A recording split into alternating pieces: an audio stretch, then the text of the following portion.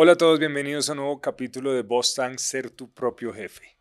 En el capítulo de hoy vamos a hacer un formato un poquito distinto. ¿Cuál es la idea?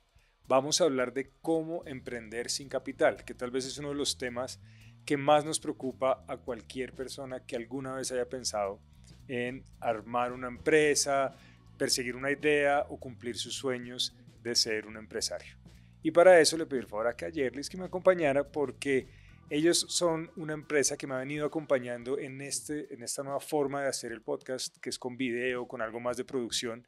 Y Yerlis es una de las fundadoras de Human Media Estudios. Studios o Store. No, Como digo yo, estudios. Studios. Human Media Studios. Y quise que nos acompañaran, y esto es casi que la cogí de sorpresa, porque así como todos ustedes, ella como cofundadora de esta empresa y de este negocio, también tuvo esas dudas, también tuvo esos temores y pudo emprender sin mucho capital, Sin ¿cierto? mucho capital, ¿Qué más, cien por Jerlis? ciento. ¿Cómo vas? Muy bien. Cuéntame pues un poquito de cómo ha sido esa experiencia de emprender.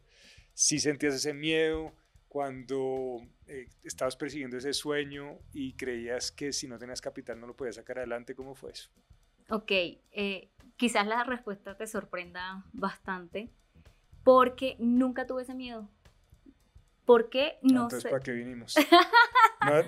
No escogí bien a mí, a mi compañera, no, mentiras. No, no. Cuéntanos un poquito cómo fue eso. Mira, digamos que siempre supe que quería emprender y he sido una persona bastante arriesgada en ese aspecto. Entonces, cuando tomamos la decisión de iniciar, Human es mi primera empresa, eh, simplemente sabía que quería hacerlo y lo estructuramos, lo organizamos, tomamos la decisión de hacerlo y ya eso fueron cosas que me di cuenta que eran necesarias, pero en el camino y se fueron resolviendo.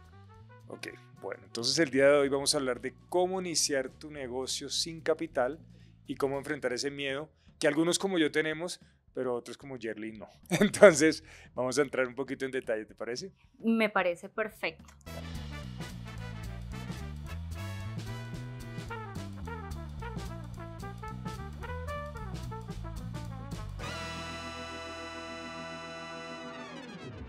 Inicialmente no tuve ese miedo, sin embargo, cuando uno empieza a emprender y se empieza a dar cuenta de las necesidades que tienen los negocios, ahí es cuando uno dice, ¿cómo me organizo para tener ese capital inicial o para ir resolviendo esas necesidades que las empresas te van haciendo, ¿sabes? Entonces, Álvaro, una pregunta, ¿por qué crees que existe ese miedo? Quizás yo no lo tuve, pero sé que hay muchas personas que sí lo tienen. ¿Por qué crees que les da miedo emprender, principalmente en este caso, cuando no hay capital para empezar? No sé exactamente tu caso. Yo creo que entre más uno ha avanzado en su carrera laboral o ha construido algo, más temor siente a un cambio. Y eso es normal. De pronto, tú que eres joven y cuando arrancaste, de pronto no tenías como ese temor de tener una familia, de haber arrancado a trabajar en una empresa y haber construido algo de patrimonio y ponerlo en riesgo. Entonces yo creo que el primer miedo que sentimos la mayoría de personas que queremos emprender, cuando ya arrancamos a trabajar, es dejar esa seguridad que nos da tener un trabajo. Al final, cuando tú generas unos ingresos, normalmente uno empieza a tener cierto nivel de vida o empieza a cubrir ciertos gastos que uno tiene como persona o como familia. Y si a medida que vas avanzando en tu vida, fuera de eso, tienes hijos, te metiste a estudiar, has tenido algunos compromisos para tener un apartamento de pronto, o te compraste un carro. Entonces todos esos compromisos, todos esos gastos que uno empieza a tener, se vuelven un freno de mano, porque con el salario que tienes estás cubriendo esas necesidades principales. Entonces también es importante, mira, que cuando uno está arrancando, cuando uno está apenas empezando su vida laboral, tal vez uno es un poquito más atrevido en ese sentido. Y de pronto fue tu caso, ¿no? Claro, y suena raro porque el contexto es el siguiente. Yo renuncié para montar Human. Literalmente renuncio. Empezamos el proceso de construir la empresa y adivina, empieza pandemia. Esta es una empresa de pandemia. Ah, bueno, pero siguen vivos, que es lo Eso importante, es como muchos importante. que sobrevivimos al COVID. ¿Cómo afrontar, Álvaro, esa incertidumbre, ese miedo al fracaso? Bueno, lo primero es el miedo siempre va a estar ahí. El fracaso es casi que una realidad irremediable del emprendimiento. No significa uno tenga que ver el fracaso como algo necesariamente malo. Es algo que es incómodo y es innegable, por lo menos en mi caso, para mí ha sido muy incómodo cuando fracaso, pero es casi que un paso necesario para uno ir aprendiendo. Así como al principio tú arrancaste con tu empresa y seguramente te pasaron ciertas cosas que no esperabas, al final del día eso se puede considerar como un fracaso. Cuando planeaste algo, concebiste una idea y pensabas que se iba a desarrollar de cierta forma y resultó siendo un tema completamente distinto al que te habías imaginado, podías haber pensado que has fracasado y en principio sí. Entonces al final del día, más que manejar la incertidumbre y ese miedo al fracaso, es aprender a convivir con él. Lo que tiene el emprendimiento, y eso está garantizado, es la incertidumbre. No hay forma, no hay forma de predecir lo que va a pasar. Y entonces cuando uno no tienes cómo modelar algo, no tienes cómo planear algo, siempre va a haber incertidumbre. Y tal vez esa es la principal diferencia cuando estás trabajando en una empresa que ya lleva varios años consolidándose y que a pesar de que está y que puede enfrentar cierta incertidumbre en algunos de sus procesos, ya tiene algo de certidumbre con la experiencia que ha tenido en los 20, 30, 40, 100 años que puede tener una empresa consolidada.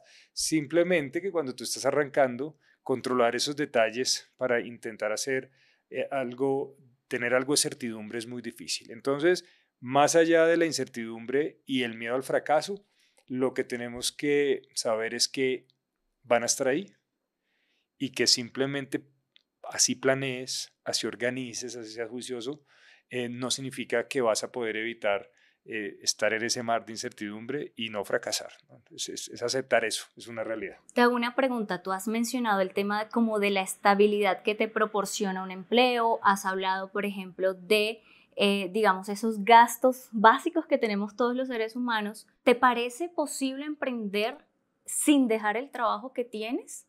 ¿Cómo hacerlo de manera inteligente? No solo es posible, sino es lo que yo recomendaría. Entonces, no es lo mismo, vuelve y juega, una persona que decide emprender apenas termina de estudiar o apenas sale al mercado laboral, que aquella que ha venido trabajando, ha venido construyendo un patrimonio. Entonces, lo primero es que uno puede emprender teniendo un trabajo. Simplemente tiene que ser muy respetuoso con el empleador que uno tiene o con la empresa con la que uno trabaja y con las prioridades y el tiempo que uno tiene en su vida. Te repito, esto va a depender muchísimo del momento de cada persona o estos emprendedores que nos están oyendo o que quieren emprender y se quieren convertir en emprendedores. Cuando uno tiene una responsabilidad en un trabajo, tiene una responsabilidad con una familia, tiene responsabilidad con algunas entidades, tiene que ser un poquito más cuidadoso en esta planeación. No significa que no lo pueda hacer. Entonces, yo sí creo que se puede emprender desde un trabajo. Yo lo recomendaría porque vas teniendo esa estabilidad y al mismo tiempo vas utilizando tu tiempo libre o ese poquito tiempo libre que te quede para organizar un poco esas ideas, planear un poco cómo vas a afrontar el inicio del emprendimiento y sobre todo ir construyendo un capital que te permita estar tranquilo por determinado periodo de tiempo. Bueno, yo la siguiente pregunta que te quiero hacer es como emprendedora, pues al lado tuyo soy junior, pero digamos que tenemos un equipo de trabajo y la pregunta te la hago para que me la respondas de manera que aconseje a esas personas que quieren emprender mientras están en un trabajo. Digamos, como emprendedor, si tú le estás pagando a una persona, es para que cumpla, digamos, con ciertas cosas dentro de la organización. También dependiendo del tipo de contrato que tienen, pues deben cumplir un horario laboral. Y desde nuestra postura, no se siente tan chévere que de pronto utilicen el tiempo de trabajo para desarrollar proyectos personales. ¿Qué le aconsejarías a esas personas que quieren emprender? ¿Cómo deberían organizar su tiempo? Voy primero por lo que creo que es más importante. A mí me pasó eso y como lo manejé, tal vez pienso que lo debe haber hecho distinto. Entonces, yo voy a empezar hablando de mi experiencia en ese sentido. Yo siempre he sido empleado de algunas empresas y, como siempre he dicho, tengo la ventaja de ser empleado, emprendedor, empresario y poder como disfrutar de esas dos facetas. Disfruto muchísimo ser empleado porque uno se siente bien siendo parte de un equipo. construyendo algo al lado de unas personas y fuera de eso teniendo la tranquilidad de la quincena, ¿no? Que es lo que le permite a uno como levantarse tranquilo y como enfocarse en lo que debe hacer en su trabajo, sin preocuparse tanto por esos ingresos que debe tener para cumplir las necesidades básicas que tienes. Yo lo que creo es que cuando uno va a arrancar o si vas a arrancar un trabajo y siempre has tenido como ese emprendimiento o como ese trabajo de lado que uno tiene a veces, o estás pensando en emprender en cierto sector, yo siempre creo que es bueno comentarlo con la persona que te empleó. Primero, para ser completamente transparente con la persona que te está dando una oportunidad, que ellos sepan que tú estás jugada con la responsabilidad que significa ser parte de un equipo, pero que también tienes unos planes que en algún momento pueden reñir con esa responsabilidad que tienes. Y eso es cuando uno habla un poco del conflicto de interés, ¿no? Entonces a mí a veces me decían, no, pero usted tiene todas esas empresas y en qué momento o a qué horas hace. Entonces uno lo que normalmente pasa es que uno se pone bravo, ¿no? Se pone a la defensiva y entonces dice, no, es que eso lo hago en mi tiempo libre. Y realmente eso es muy difícil porque uno tiene la cabeza como en los dos temas y durante el tiempo laboral o también cuando estás en tu casa, cuando estás con tu familia. Es decir, ni tu familia tiene el 100% de tu cabeza, ni tu empleador tiene el 100% de tu disposición cuando tienes una idea. Entonces, me parece que uno tiene que ser muy honesto al principio, exponer esa idea que tiene o esas ganas que tiene de construir algo y plantear lo que se llama el conflicto de interés. No sé si has oído esa palabra, es que usted Sí, tiene sí, sí, conflicto de me interés y interesa. todo el mundo ve el conflicto de interés como algo malo. Y yo no creo que sea algo malo, todos tenemos conflicto de interés con ciertas cosas. Lo que es malo del conflicto de interés es no ponerlo sobre la mesa, es no exponer tu conflicto de interés. Entonces, por ponerte un ejemplo, si yo estoy en una junta directiva en una empresa y también participo en las decisiones de una empresa que podría ser eventualmente un competidor o que estén en un mismo mercado, no me hace una mala persona por tener un conflicto de interés. Lo que hace es que yo debo dejarlo claro a las dos compañías. Participo en estas reuniones y participo en estas y eventualmente podrían compartir información conmigo que puede considerarse que puedo tener cierto conflicto de interés. Y en ese momento uno se retira para evitar ese conflicto. No, eso no es malo, simplemente hay que exponerlo. Y en ese sentido, volviendo al ejemplo del emprendimiento, yo creo que hay que hablar con las personas que te están empleando y decir que tú tienes y persigues ciertas cosas que te llaman la atención, que te gusta, que te motivan y que no van a reñir con tu trabajo. Y ser lo más transparente posible contigo mismo en el sentido de saber que hay un compromiso con un empleador, hay una persona que te está dando la oportunidad de ser parte de esa empresa, confía en ti y eso no se puede defraudar. Y lo que sigue adelante es cómo a partir de esa responsabilidad vas construyendo con el tiempo que te queda ese emprendimiento que tanto sueñas o que quieres construir. Me parece espectacular ese consejo que das, sobre todo por un tema de tranquilidad propia. Siento que el empleado también va a tener esa paz de que no está engañando o de que no está, puede generarse eso, estoy haciendo algo a escondidas y eso va a generar conflicto interno también. Eso es importante porque qué pereza que uno esté en la oficina y de pronto tenga unos papeles de esa idea que tienes y le digan, oiga, ¿eso qué es? Y uno intente zafarse ahí y termina quedando como un zapato. Entonces, Total. aunque sé que puede dar miedo, yo creo que el, lo peor es uno no ser honesto con la persona que te está abriendo las puertas de su empresa. Entonces, hace poco tuve una entrevista con una persona que necesitábamos o que estábamos buscando un perfil muy específico para una de nuestras compañías.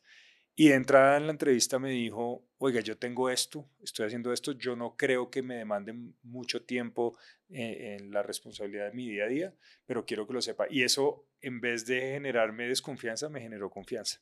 Entonces, es importante como también ponerlo sobre la mesa. Ya entonces pasamos esta etapa inicial de pronto de esos sentimientos de querer hacerlo.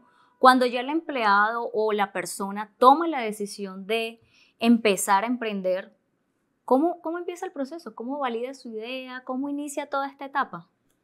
Pues bueno, aquí, bueno, como cualquier emprendimiento, estamos hablando de emprender con un trabajo y intentar arriesgar lo menos posible, ¿cierto? Entonces, 100%. lo primero es empezar en su tiempo libre a construir un plan. Y cuando uno construye un plan, siempre hemos hablado aquí en este podcast de las hipótesis y cómo comprobar hipótesis rápidamente y al menor costo posible. Y básicamente eso es lo que yo siempre recomiendo. ¿Cómo compruebas que tu hipótesis de valor es verdadera o falsa? ¿Cuál es la hipótesis de valor? Es simplemente que eso que tú crees que el público está dispuesto a pagar por un producto, por un servicio, realmente es verdad. Porque a veces uno tiene una idea, no, si yo saco este producto, este servicio, entonces me tapo, porque todo el mundo va a estar dispuesto a pagar esto y todo. Y cuando preparas todo el negocio y no probaste esa hipótesis, te das cuenta que de pronto el mercado ni siquiera necesita ese producto, ese servicio que tenías, o lo necesita pero no al precio al que puede salir, o está dispuesto a pagar un buen precio, pero no el que tú creías. Entonces, lo primero es empezar a hacer esas pequeñas comprobaciones de hipótesis para ver si ese negocio que tienes en la cabeza se parece en algo a lo que te estás imaginando. Y si no, ir corrigiendo en el camino a ver cómo se ajusta esa hipótesis y si eventualmente la puedes comprobar. Entonces, ¿por qué es mejor hacerlo así, creo yo? Porque tienes la tranquilidad de seguir manteniendo un ingreso, tener para tus necesidades básicas y adelantar ese trabajo como de investigación que tienen todos los emprendedores. Algo como lo que te pasó a ti, que tal vez arrancaste sin miedo, vamos para adelante y te diste cuenta que muchas de las cosas que seguramente pensabas que iban a pasar no pasaron como pensabas. Y eso que presupuestaste que iba a pasar no pasó como lo presupuestaste, ¿no? Entonces poder hacer un poquito ese prueba y error antes, yo creo que es el camino hacia adelante. Tú nos estás hablando bueno, sí, debemos validar la idea antes de ¿Cómo hacerlo? ¿Cómo lo podemos lograr? ¿Qué recomiendas? Pues ¿Qué temas, qué puntos deben tocar en esta fase? Pues básicamente, y esto es una forma de hacer negocios, no es algo que me esté inventando yo. Para probar una hipótesis de valor, uno lo que tiene que tener es un producto mínimo viable, ¿no? Sí. Es cómo más o ese producto o ese servicio que va a prestar, hacer casi que un piloto, con muy pequeños gastos, un costo asociado muy manejable que te permita probar esa hipótesis. Es decir, que si la gente está dispuesta a comprar tu producto o si la gente necesita ese servicio que tú estás probando. Entonces haces un pequeño modelo o del producto que vas a ofrecer o del servicio que vas a prestar y lo sacas al mercado a hacer una prueba rápida a ver si realmente eso es lo que está buscando o si hay apetito, por decirlo de una forma, o demanda de eso que tú crees que va a salir adelante, ¿no? Te hago una pregunta. Bueno, ya tenemos nuestro producto validado y sabemos que si salimos al mercado nos va a funcionar. ¿Con cuánto dinero ahorrado yo puedo renunciar? ¿Eso depende de qué? Depende de muchas variables, pero al final del día creo que la más importante es la que te permita estar tranquilo y 100% enfocado en ese proyecto. Y para eso, cosas que también hemos hablado acá mucho, ¿cuál es ese presupuesto de necesidades básicas que hay en tu casa? Es muy distinto porque va a depender del momento de tu vida en el que estés y entonces ahí entran muchas variables en juego, si tienes hijos, si no tienes hijos, si estás estudiando, si no estás estudiando, si arriendas, si tienes una hipoteca. Entonces, al final del día eso va a ser em, es algo que es muy personal y es lo que vale tu vida realmente. ¿Cuál es eso? ¿Cuál es esa necesidad económica que tienes mes a mes con la que sí o sí tienes que contar? Y con ese presupuesto, más o menos sabes cuánto tienes que ahorrar para por lo menos tener un periodo de tranquilidad que te permita enfocar toda tu atención en eso. ¿Un ¿Sí? periodo de 6 meses, un año? Yo lo que creo es que también depende mucho de esa capacidad que tienes de aguantar el riesgo o de aguantar el miedo de no contar con un ingreso fijo. Todos los seres humanos tenemos diferentes niveles o somos adversos, más adversos o menos adversos al riesgo. Si tú eres una persona que es muy conservadora, como en mi caso, por ejemplo, entre el periodo más largo que puedas ahorrar, mejor, ¿cierto? Porque te va a dar una tranquilidad extra para ese miedo adicional que tienes de arriesgarte. Y hay personas que son un poquito más arriesgadas. Tú mismo lo ponías como ejemplo. Ah, no, yo me emocioné y arranqué. Entonces, hay personas que son menos adversas al riesgo. No les da tanto temor. Y las dos están bien. No significa que uno sea loco y el otro sea un Irresponsable. prudente, sí, uno irresponsable y otro responsable. No, es simplemente esa capacidad que uno tiene de trabajar mentalmente, estar tranquilo con el nivel de riesgo que está enfrentando. Entonces, esa es una pregunta también muy personal. Si me lo preguntas a mí, yo quisiera por lo menos tener 6 meses de tranquilidad para darle una verdadera posibilidad de pelear a esta idea de meterme de lleno y generar algunos recursos para que la empresa me pague esa necesidad después de esos 6 meses. Y hoy hablaba contigo antes de que arrancáramos a grabar esto de la teoría del paradero del bus, que te decía que Ok, tuve un sí. profesor que él se la pasaba inventando teorías económicas. Y sí, por lo general, no, a mí no me interesaba casi ninguna porque era una persona muy chistosa, pero él quería quería quedar como en la historia de las mentes brillantes de la economía, pero tenía una que me llamó mucho la atención y él decía la teoría del paradero del bus y decía que una persona que está media hora, ya una hora esperando el bus, está dispuesta a esperar una hora más en una proporción mayor a una persona que lleva 5 minutos esperando. Y podría ser contraintuitivo porque tú dices, oiga, si una persona lleva poquito tiempo esperando, pues está dispuesta a esperar más porque no ha gastado casi tiempo. Y la realidad es que entre más tiempo uno le ha dedicado a algo, más está dispuesto a dedicarle más. Y aquí es donde hay que tomar decisiones, porque si uno decide ahorrar para 6 meses, pero cuando llega a 6 meses sigue con ese temor y dice, no, pero ya ahorré 6 meses, mejor ahorro un año. Y después dices, no, pero es que ya ahorré un año. Entonces me da susto perder esa plática que es importante. Entonces mejor ahorro 2 para guardar uno y me queda el otro. Y resulta que va pasando el tiempo, va pasando el tiempo y a medida que va pasando el tiempo cada vez es más difícil tomar la decisión. Entonces creo que es algo que uno debe plantearse, debe comprometerse y debe cumplirlo independiente del temor que pueda sentir, le repito, el miedo lo siento yo, el miedo lo sentiste tú y el miedo lo vamos a sentir siempre que nos la juguemos por un negocio donde tenemos mucha incertidumbre presente y donde planear, por más que planeemos, la probabilidad de que las cosas pasen de manera distinta es muy alta. Bueno, yo ahí quería de pronto ampliar un poco el concepto del ahorro, porque lo tomaste desde un ámbito muy personal de gastos para vivir. Digamos, este ahorro Para el también emprendimiento. para el emprendimiento, Sí. ¿qué monto o cómo lo consideras que se debe organizar? Pues yo hablo del primero porque creo que es el más importante. Al final del día hay formas en las que uno puede financiar un emprendimiento sin necesariamente uno tener que poner de sus ahorros. Entonces, lo primero es estar tranquilo, ¿cierto? Entonces tú te compras un tiempo, te compras una tranquilidad. Con eso te vas a enfocar 100% en desarrollar y sacar adelante un negocio. Y para entender cuáles son las necesidades de caja de tu empresa, eso ya es otro tema. Has venido probando, has venido entendiendo la hipótesis de valor de ese emprendimiento, ese negocio. Y eso te va a dar unas luces de cuáles son esas necesidades de caja que tiene esa empresa o ese negocio en los primeros meses o en los primeros años o en el primer año, para no irnos tan lejos. Ahí hay que buscar diferentes formas de financiar esa caja o ese flujo de caja que requiere la empresa. Una forma de financiar es a través de los socios, es decir, los ahorros de los Ahorros. socios. Y yo siempre les he dicho acá, el ahorro del socio, la plata del socio es la más costosa. Siempre porque aparte de que estás soñando, aparte de que estás poniendo tu tiempo, aparte de que te la estás jugando mentalmente, físicamente, estás cambiando tiempo en familia por sacar tu negocio adelante, poner plata significa que es un costo muy alto cuando sumas todas esas variables. Entonces, hay varias formas en las que uno puede empezar a financiar esas primeras necesidades de caja. Y yo siempre he dicho algo que leí en un libro, y hoy no, ahorita no recuerdo el nombre, pero lo hablé en uno de los podcasts acá.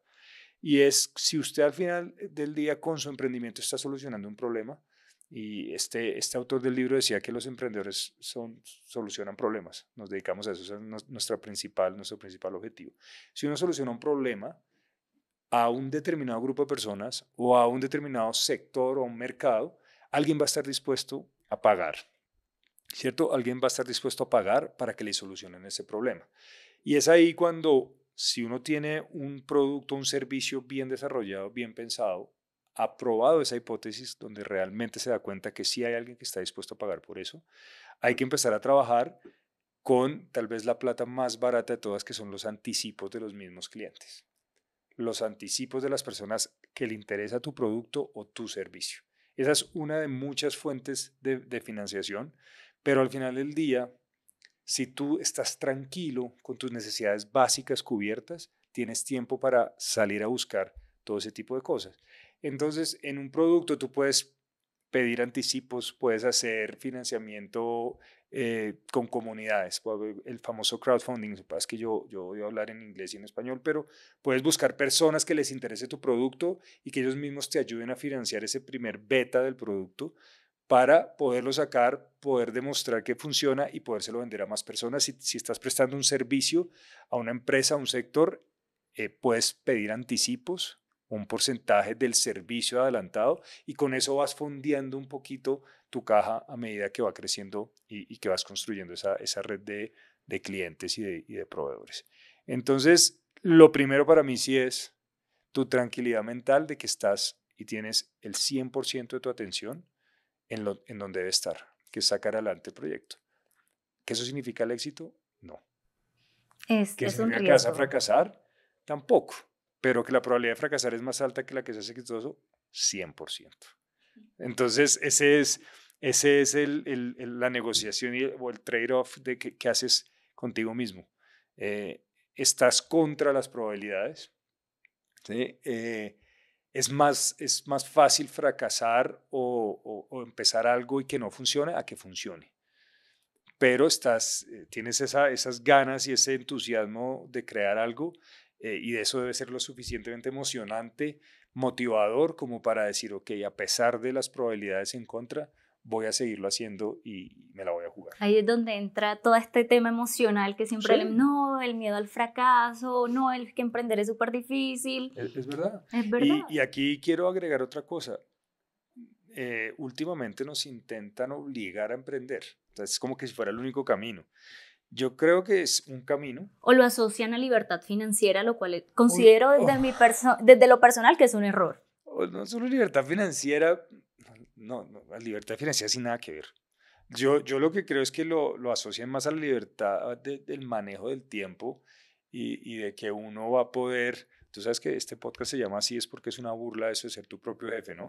Pero uno lo asocia mucho a voy a manejar mi tiempo, voy a hacer lo que amo, voy a tener tiempo para mí, para mi familia, para viajar, puedo trabajar desde cualquier lugar del mundo y resulta que es tal vez emprender es algo que demanda demasiado tiempo, es donde más jefes vas a tener y es donde más expuesto te vas a sentir.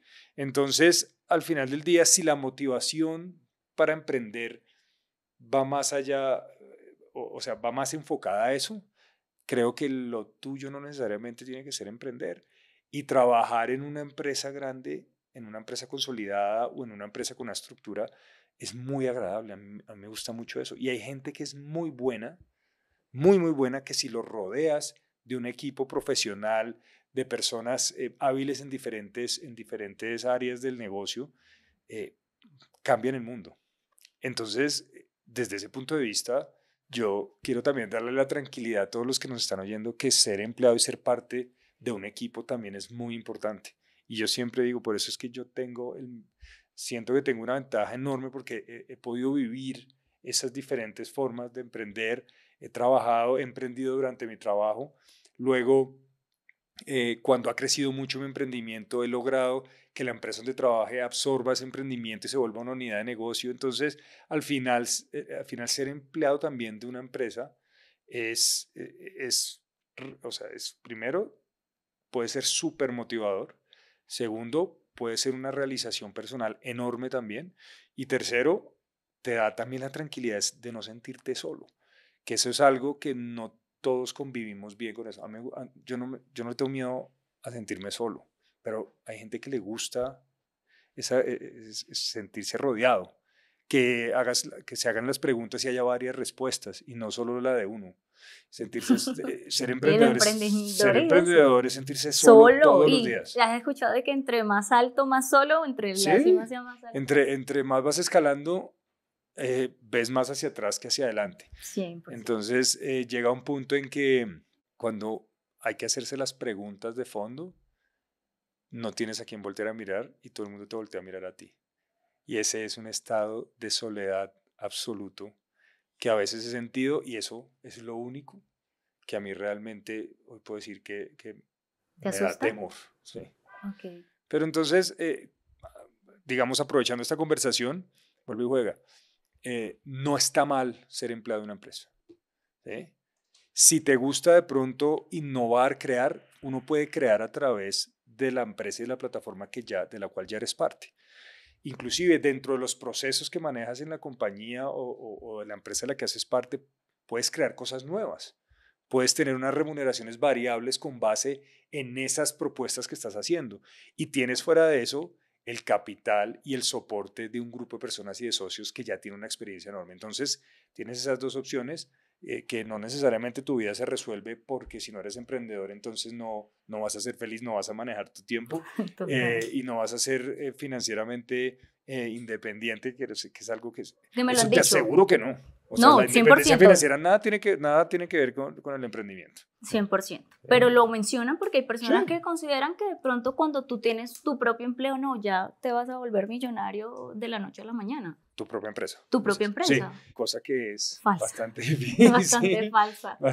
Bastante difícil, no falso, es bastante difícil porque uno le puede pegar a un negocio y está bien, pero Cuando juega. digo falsa me refiero de la noche a la mañana, o Ah, sea, de un sí, día no. para otro, Ah, bueno. Y completamente. eso de la plata fácil, yo peleaba mucho con esto porque yo veía que había unas empresas que crecían muy rápido y entonces había personas que me decían, no, es que la plata fácil, y sobre todo gente mayor que yo, me decía, no me gusta la plata fácil. Y yo siempre reñía con eso y decía, ¿cómo así que no le gusta la plata fácil? ¿Por qué? Qué rico tener plata fácil.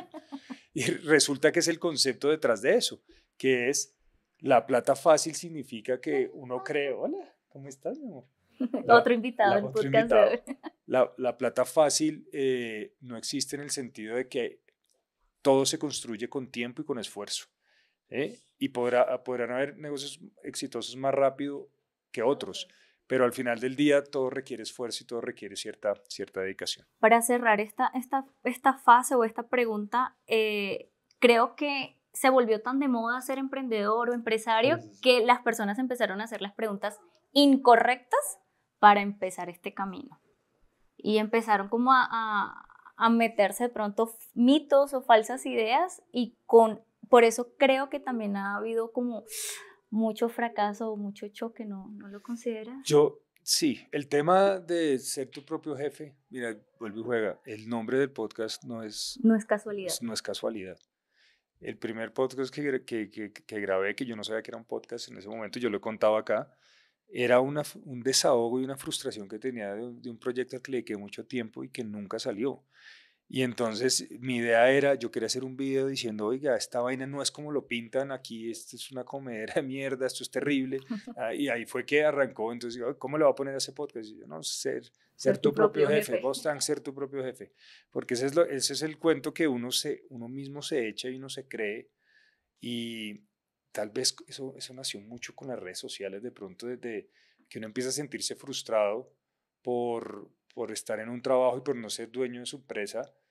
Y yo digo, ¿qué tiene que ver una cosa con la otra? No hay mentira más grande que la frustración se va cuando uno deja de ser empleado, entonces ya no me frustro porque soy dueño de empresa. Ahí es donde empieza la frustración. Mm. Esa es la más dura de todas, porque es todas las noches uno peleando consigo mismo, decir que yo para qué me metí a esto, qué necesidad tenía. A mí nadie me invitó aquí, Nadie me mandó.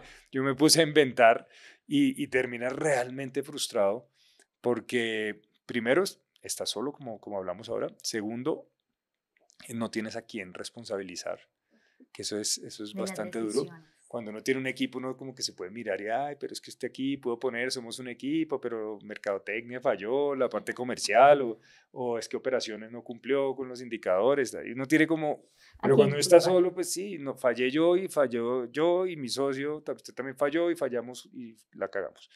Entonces, creo que sí hay unas ideas que nos han venido como inyectando de que si uno no emprende y que si uno no es dueño de su empresa, entonces uno es un fracasado.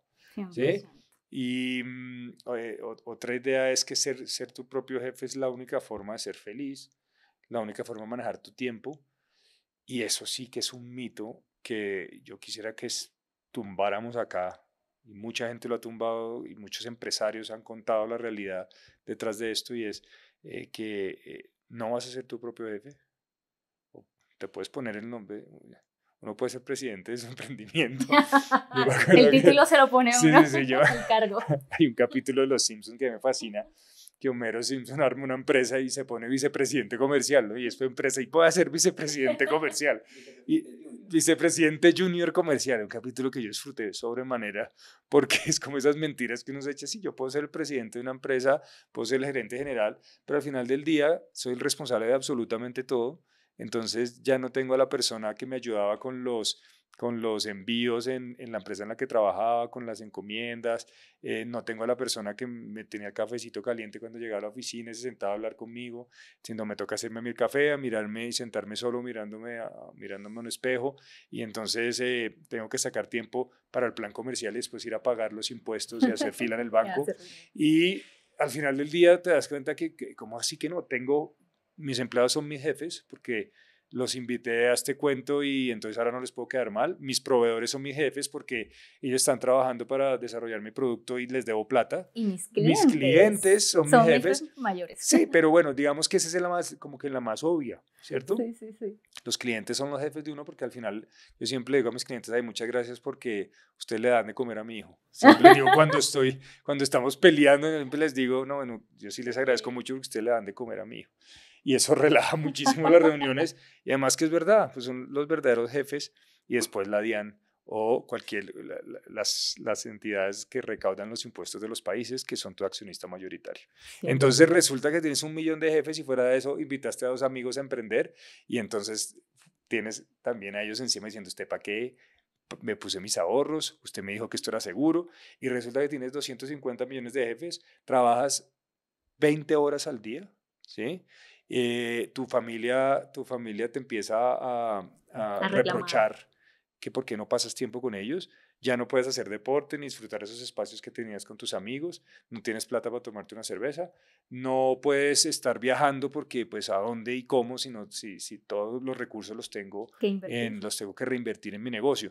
Entonces, ser tu propio jefe, Boss Tank, esa es la verdadera realidad. Bueno, volvamos al tema inicial de este... Usted sabe que yo me voy por la rama. No, pero estuvo interesante porque pues, digamos que en esta etapa de pronto las personas escuchando digan, yo creo que me aguanto 2 añitos más o quizás lo mío no es emprender. Sí. Se puede tomar de esa manera. ¿Sabe qué? Amo la empresa en la que trabajo. Sí, definitivo. Que no hay nada más lindo que uno darse cuenta de eso. Oiga, qué delicia trabajar donde trabajo, qué rico el ambiente de trabajo, qué bueno poder compartir con mis compañeros, qué bueno que tengo accionistas que me apoyan cuando la situación está difícil, cuando el mercado cambia, que cuando tengo ideas, tengo alguien detrás que nos invierte en esas ideas, eso es muy valioso y a veces lo pasamos por alto. Pero bueno, listo. Volviendo al tema de emprender con poco presupuesto, Álvaro, ¿en qué momento entonces el empleado toma la decisión de renunciar? Después de hacer todo eso que hemos hablado, de tener tu fondito y todo, arrancas. ¿Qué es lo primero que yo recomendaría? Hacerlo bien. Uno nunca puede cerrar una puerta y la empresa en la que trabajas hoy eventualmente podría ser un cliente, un proveedor, un aliado estratégico. Entonces, uno debe cerrar los ciclos y los debe cerrar bien. Yo le recomiendo mucho a la gente, nunca deje su trabajo tirado. Nunca deje su trabajo tirado porque alguien lo va a hacer después. Cuando usted consiga, y eso va a ser muy doloroso porque uno no va a poder reprocharle a esa persona. Mira, yo creo que, y perdón te interrumpo ahí, cuando uno como empleado quiere tomar ese paso, debe pensar, oye, yo voy a ser emprendedor porque es lo que sueño y quiero. ¿Qué cosas no debo hacer que no quiero que en un futuro me hagan? Eso es como la Biblia, pero esos son los mandamientos. Literal. Haz por los demás lo que quieres que hagan por ti. Entonces, es eso. Lo primero es, cuando estés listo, no es solamente ya hice mi presupuesto, ya tengo mis gastos, ahora sí, avance para el carajo y me voy a ser mi propio jefe. No, es presentarle a esa compañía en la que estás, que te permitió y te hizo parte de ese equipo, la idea que tienes, las razones por las que te vas. Y hay algunas empresas que, sobre todo cuando ya son empresas de cierto tamaño, prefieren que el empleado se vaya de una vez, porque hay riesgos comerciales, no quieren que haya una persona que no esté 100% enfocada y de pronto se dicen, bueno, muchísimas gracias, a partir de mañana pase por su liquidación. ¿Sí? Y a veces vemos esto, sobre todo en empresas grandes, que se va una persona y van con la cajita, sacan las cosas y para afuera y deme la llave. Y no puedo no volver a entrar. Eso, una amiga me contaba eso, oiga, me sentí humillada, era trabajaba en una multinacional, me renuncié y me sacaron con el de seguridad. Y yo le dije, bueno, pero no, ¿por qué? ¿Pero usted qué sintió? No, que yo seguramente iba a pensar que me iba a robar algo. Y dije, no, lo que pasa es que esos son los protocolos que una empresa grande tiene, que tiene riesgos de información sensible y algo, y de pronto se pasa eso, te sacan, o de pronto te dicen, no, pero ¿cómo así? Yo no estoy Álvaro, listo. ahora que mencionas ese tema de los protocolos, te voy a contar una anécdota personal. Antes de montar Human, que fue mi primera empresa, yo fui gerente comercial y administrativa de una empresa. Y a mí, pues imagínate tú, o sea, yo tuve el cargo soñado para un recién graduado, fue mi primer trabajo después de graduada. Y ya gerente, ya pues. De una empresa que tenía sede en Panamá, Colombia, Estados Unidos y Chile. O sea, digamos que me dieron ese cargo porque él me conoció en mis prácticas y dijo, asume responsabilidades, tiene madera, venga que yo la capacito. Cuando me dijo, bueno, debemos sacar a fulanito de tal de la organización, yo hacía así. Era la primera vez con 25 años que yo iba a echar, no sé si ese es el término correcto, a sacar a un empleado. Y él me dijo, mira, lo vas a hacer de esta y de esta manera. Me dijo, lo primero que vas a hacer es que le vas a pedir el celular y no se lo vas a volver a dar. Era un comercial esa persona. Ah, sí. Era un comercial. Entonces llegó y me dijo, y no se lo puedes volver a dar. Luego de que le quites el celular, lo guardes bajo llave, le vas a dar la noticia. Y yo, bueno, sí señor, yo tenía 25 años, sin embargo a mí se me partía el corazón, o sea, debo decirlo, fue de las experiencias más difíciles que uno debe empezar a aprender a vivir como emprendedor. Y en ese momento pues era una empleada, pero la persona llega y me dice, ay, es que se me quedó abierto algo personal, ¿tú me lo prestas para sacarlo? ¿Sabes qué hizo? Formateó el celular, se perdió una base de datos y adicionalmente al finalizar agarró el celular, lo estrelló contra la pared y destruyó el bien de la empresa, ese recurso de la empresa. En ese momento, pues él me dijo, Jer, yo a ti te tengo mucha estima, mucho cariño, tranquila. Por eso no te lo rompí yo en la cabeza. Sí. Que te estimo mucho. Dijo, pero te lo advertí y te lo dije. Y a veces es doloroso porque uno como que no quisiera actuar de esa manera, pero desafortunadamente hay protocolos que se deben llevar. Sí, y a lo que va de nuestro tema de cómo dar ese paso, es primero no tomárselo personal. El jefe puede reaccionar de 1000 formas. Lo más probable es que está haciendo un buen trabajo, sea difícil. También puede pasar que la empresa tiene ciertos procesos que independiente de que seas una buena persona, que hayas tenido un buen ambiente de trabajo, igual los tienen que hacer. A mí también me pasó eso una vez y cometí el mismo error porque uno se siente mal, ¿cierto? Entonces, una sensación muy fuerte. Era una persona de mucha confianza mía y yo dije, yo voy a poner la cara en este tema. Que a veces uno acepta responsabilidades que no tiene y no las tiene no porque no las puede aceptar, sino porque no tiene las capacidades para desarrollar esa responsabilidad.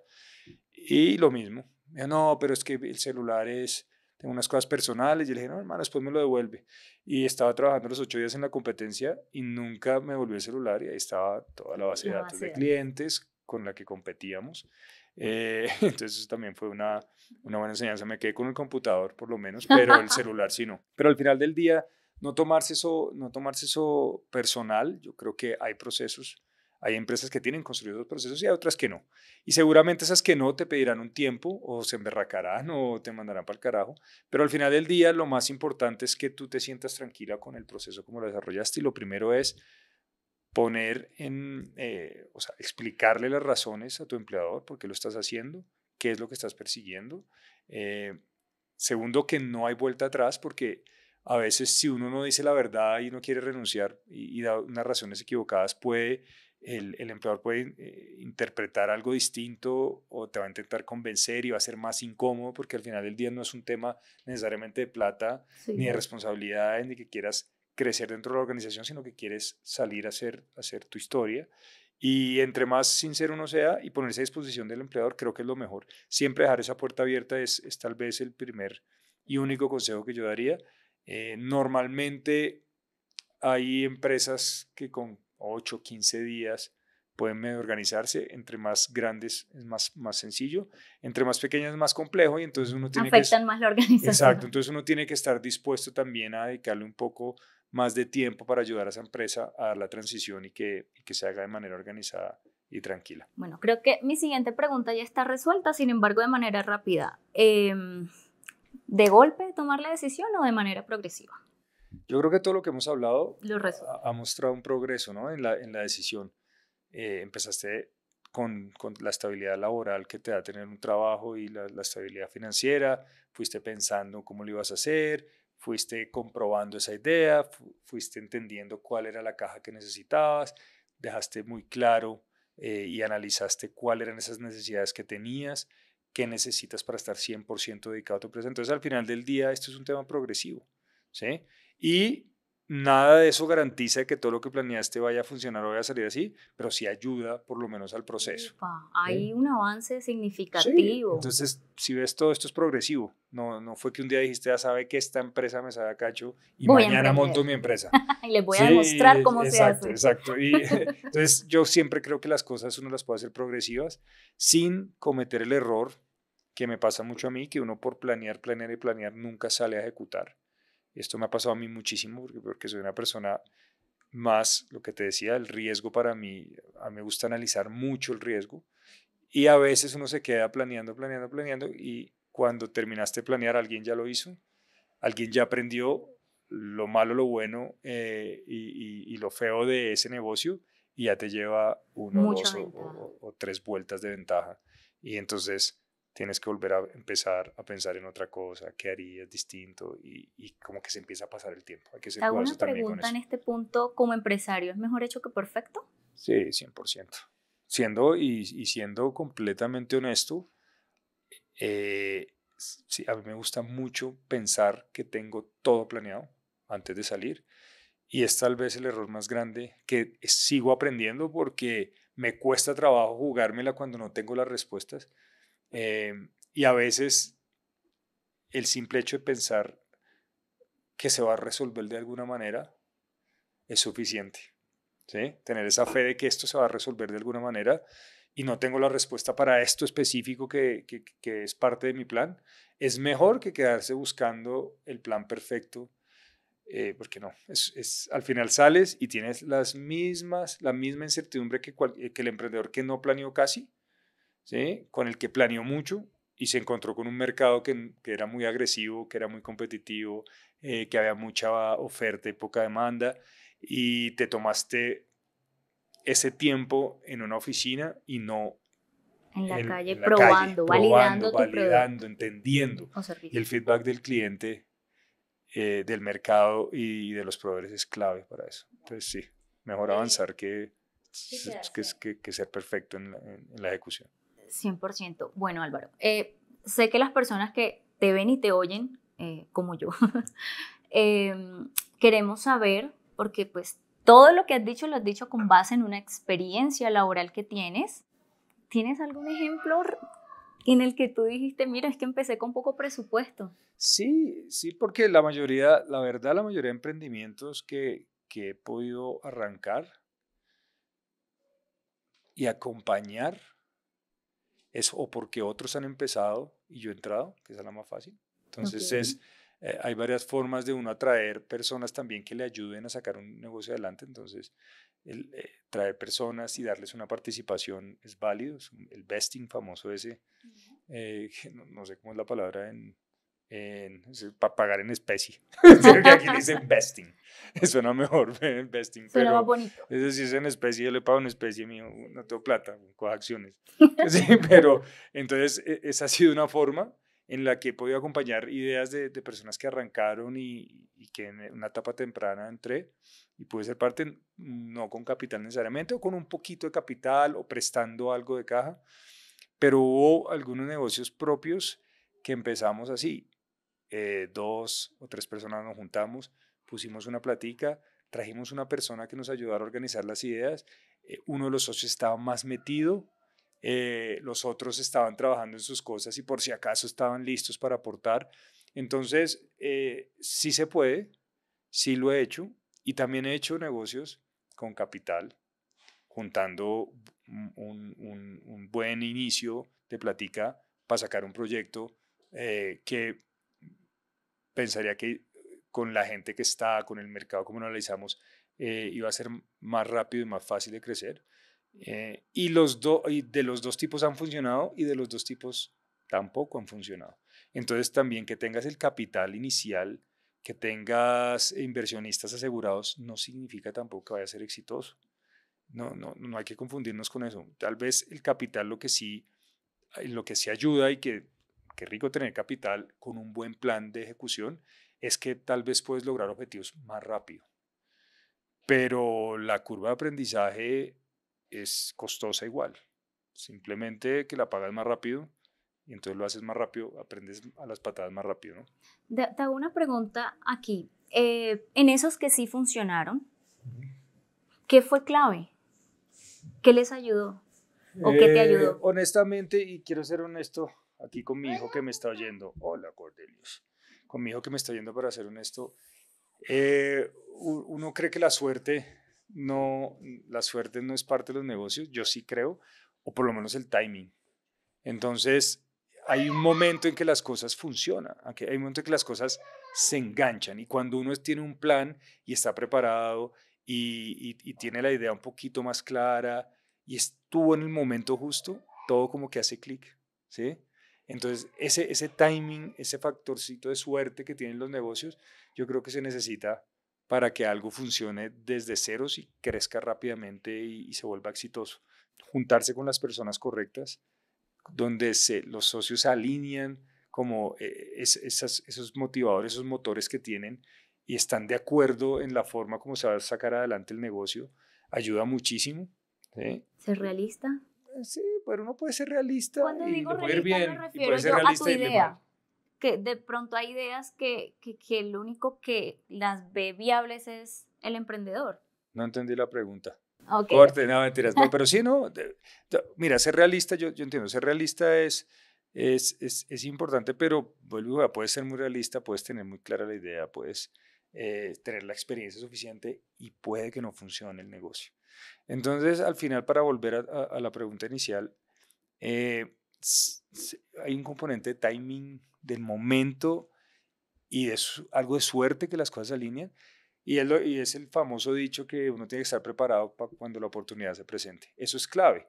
Pero pues a veces no se presenta la oportunidad y uno está más preparado que un cumis y no llega la oportunidad. Entonces, yo creo que en esos emprendimientos que han sido menos, que les ha ido bien, han sido mucho menos de los que hemos arrancado y de los que hemos intentado, también tuvieron ese componente que uno tomó una decisión o se arriesgó en cierto momento y funcionó. ¿Sí? Que tal vez si no hubiéramos sido ingenuos en ciertas cosas y hubiéramos esperado a que fuera lógico en el mercado o que a que no, de pronto el riesgo no fuera tan inminente, las cosas no hubieran salido como salieron. Para mí eso es importante y yo sí creo que la gente lo tiene que tener claro. Por más que tengas todo organizado, todo perfecto, todo alineado, el capital, sin capital, con un producto excelente, con un producto en proceso de desarrollo, las cosas pueden funcionar o no. ¿Sí? Y, y esa suertecita, ese timing, creo que es parte fundamental del éxito de cualquier emprendimiento. No sé cómo le damos cierre a esto. No, pero vamos a sacar una conclusión. Entonces, vamos a organizarnos por partes. Las conclusiones que tenemos acá es, primero, no necesariamente emprender es el único camino, ¿cierto? Tener esa tranquilidad de es que si no eres emprendedor no significa que no puedes cumplir tus O ser sueños. exitoso. Sí, es que para ser exitoso, primero hay que definir para ti qué es el éxito y si para ti emprender es sentirte exitoso, de pronto el emprendimiento es el camino, pero hay muchos parámetros que definen el éxito y son muy personales. Entonces, vuelvo a jugar, el emprendimiento no es el único camino. Uno puede estar feliz y realizado siendo parte de un equipo, de una empresa, Uno puede empezar a crear su idea sin necesariamente estar 100% enfocado, 100% dedicado y esperando hasta que la empresa salga adelante para empezar a trabajar. Uno puede estar trabajando y empezar a desarrollar una idea, un concepto, ¿sí? Algo que te llame la atención, empezarlo a probar un poco, respetando mucho esos tiempos que tienes y tu responsabilidad con la persona que te está dando la oportunidad de ser parte de su empresa. Luego, empezar a entender un poquito cuál es el momento de vida en el que estás, ¿cierto? ¿Cuáles son esas necesidades que tienen? No es lo mismo una persona soltera, recién egresada, ¿sí? Que una persona con familia, con responsabilidades, con compromisos. Entonces son momentos distintos y hay que entenderlos. No significa que uno no pueda emprender porque ya cumplió cierta edad o porque ya no puedes emprender porque tienes 3 hijos o ya no es el momento de emprender porque estás muy bien posicionado en tu empresa. Cada persona tiene como ese momento que tiene que mirar cómo resolver antes de dar el paso. Y para eso hay que tener claro cuáles son esas necesidades básicas que tienes en tu vida, más o menos cuánto te cuesta lo que hoy necesitas para vivir, sea lo que sea un arriendo, sea educación, sea el colegio de tus hijos, lo que sea en cada caso. Y con eso vas haciendo ese colchón que te va a permitir enfocarte 100% en el negocio. Luego, poner sobre la mesa cuando eres empleado que tienes un interés eventual en emprender, que te apasiona algo, que puede tener que ver con la empresa y que estás desarrollando capacidades para luego aplicarlas, o que es un tema completamente distinto, pero lo importante es ponerlo sobre la mesa porque eso también da tranquilidad. Vas a poder distribuir tu tiempo con honestidad porque ya sabes, la persona que te contrató sabe que también tienes otro interés, que vas a dedicar algo de tiempo a eso. Y luego es dar el paso, cuando ya tienes todo esto armado, lo que hemos hablado, dar el paso de manera que no cierres puertas, que esa persona después pueda contar con tu empresa de pronto, o tú le puedas prestar unos servicios, o él te pueda prestar unos servicios a ti. Uno siempre tiene que dejar las puertas abiertas porque el relacionamiento, el conocido como el networking, es importante en los negocios. Entonces siempre esa persona con la que dejaste las puertas abiertas te puede presentar a alguien que tiene un interés similar al tuyo y puede terminar siendo tu cliente, tu proveedor o tu socio. Entonces eso también es muy importante. Y por último, saber que ese miedo lo sentimos todos, el temor al fracaso lo vas a tener siendo empleado, emprendedor, amigo, novio, esposo, papá, todos en diferentes momentos de nuestras vidas vamos a sentir miedo a fracasar. ¿Sí? Mi principal miedo hoy es ser un mal papá. ¿Sí? Y hace 3 años no era ese. Entonces siempre va a haber algo que a uno le dé miedo. Y porque de miedo no significa que no sea chévere. Yo amo ser papá, pero me paraliza el susto en ciertos momentos de ciertas cosas, pero ese susto nunca, o sea, nunca me dejaría de llamar a ser papá, ¿sí? Entonces está ahí, simplemente aguante. Aguántelo porque todos lo sentimos Bueno, y y ahora que todo mencionas el lo hecho de tenemos. ser papá en los emprendimientos, digamos que yo no soy mamá, pero como que esas alegrías que te dan los hijos son como el motor para Sí, seguir haciéndolo igual. Cuando tú empiezas a ver como, "Ah, mira que este proyecto funcionó, pues mira que este hoy ese cliente, dicho de que todos los wow". niños, eso lo decía mi abuela, todos los niños vienen con el pan debajo del brazo. Yo nunca entendí ese dicho. Tan chiquito, y ahora lo que entiendo, ahora lo entiendo, es como Dios proveerá fresco que tenga hijos. En esa época era hágale, el séptimo. Ese viene con el pan debajo del brazo, decía mi abuela. Y yo creo que lo que se refiere es que un hijo viene, pues aparte de esa responsabilidad, ese temor, ese papá, viene como un motor de motivación también, que es el pan debajo del brazo. Y entonces a uno lo obliga a pensar en otras cosas, a buscar otras fuentes de ingreso, a mirar cómo puede uno evolucionar como profesional o como persona. Y entonces creo que eso también es un motivador importante. Y los motivadores importantes generan un efecto dominó, ¿cierto? En tu vida. Un efecto, pues, que multiplica más que restar. Entonces, todo eso, en el momento de pensar si se puede emprender sin capital, mira todo lo que hablamos con la primera, a los puntos que llegamos, con una simple pregunta es, oiga, ¿yo puedo emprender sin capital? Y la respuesta es sí. Pero está todo esto envuelto en esa decisión. y te agradezco mucho por acompañarme porque es muchísimo más fácil expresar las ideas No, con gusto. compartiéndolas Yo con feliz. alguien que hablándolas uno mirando a la cámara como normalmente lo hago, pero creo que esta interacción me gustaría repetirla y ayuda muchísimo a desarrollar las ideas de las que queríamos hablar hoy en este podcast. Gracias a ti, Álvaro, por la invitación. Y nos vemos en un nuevo capítulo de Bostan, Ser tu propio jefe.